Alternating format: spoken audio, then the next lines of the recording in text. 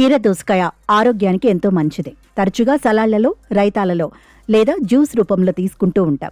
ఇందులో 95% నీరు ఉండటం వల్ల ఇది హైడ్రేషన్కు, బరువు తగ్గటానికి, జీర్ణక్రియకు అద్భుతంగా పనిచేస్తుంది. Vitamin K, vitamin C, potassium వంటి పోషకాలు పుష్కలంగా ఉంటాయి.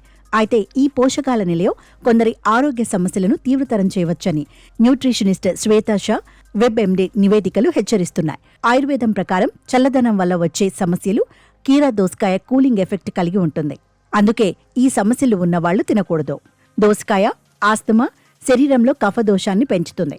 జలుబు, దగ్గు, శ్లేష్మం, సైనస్ లేదా ఉబ్బసం ఉన్నవారు దోసకాయను పూర్తిగా నివారించాలి. ముఖ్యంగా చలికాలంలో ఇది సమస్యలను మరింత తీవ్రతరం చేస్తుంది. కీళ్ల నొప్పులు, దోసకాయ కూలింగ్ ప్రభావం వాత దోషాన్ని తీవ్రతరం చేస్తుంది. ఇప్పటికే కీళ్ల నొప్పులు లేదా శరీరంలో వాపుతో బాధపడే సున్నితమైన వ్యక్తులలో పరిస్థితి మరింత దిగజారే అవకాశం ఉంది.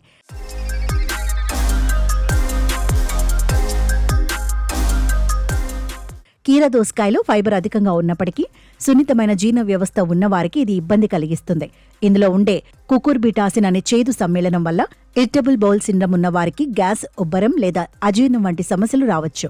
దోసకాయలో అధిక నీటి శాతం ఉండటం వలన ఇది సహజ మూత్ర విసర్జనను పెంచే లక్షణాన్ని కలిగి ఉంటుంది. మూత్ర విసర్జన సమస్యలతో బాధపడేవారు దీనిని ఎక్కువగా తీసుకుంటే సమస్యలు పెరిగే అవకాశం ఉంటుంది. దోసకాయలు సాధారణంగా డయాబెటీస్ రోగులకు సురక్షితమే. కానీ దోసకాయ గింజలు ఇన్సులిన్ లేదా గ్లూకోజ్ తగ్గించే మందులు తీసుకునే వారిలో సమస్యలు సృష్టించవచ్చు. పెద్ద మొత్తంలో గింజలు తీసుకుంటే రక్తంలో చక్కెర స్థాయిలు ఆకస్మికంగా తగ్గి వణుకు, తల తిరగడం వచ్చే ప్రమాదం ఉంది. నిపుణులు తరచుగా రాత్రి భోజనం తర్వాత దోసకాయలు తినకూడదని సలహా ఇస్తారు. ఇది జీర్ణం కావడానికి సమయం పడుతుంది. దాని అధిక నీటి శాతం నిద్రకు భంగం కలిగిస్తుంది. సున్నితత్వం ఉన్నవారు దోసకాయను పూర్తిగా నివారించడం లేదా చాలా తక్కువ మోతాదులో తీసుకోవడం మంచిది.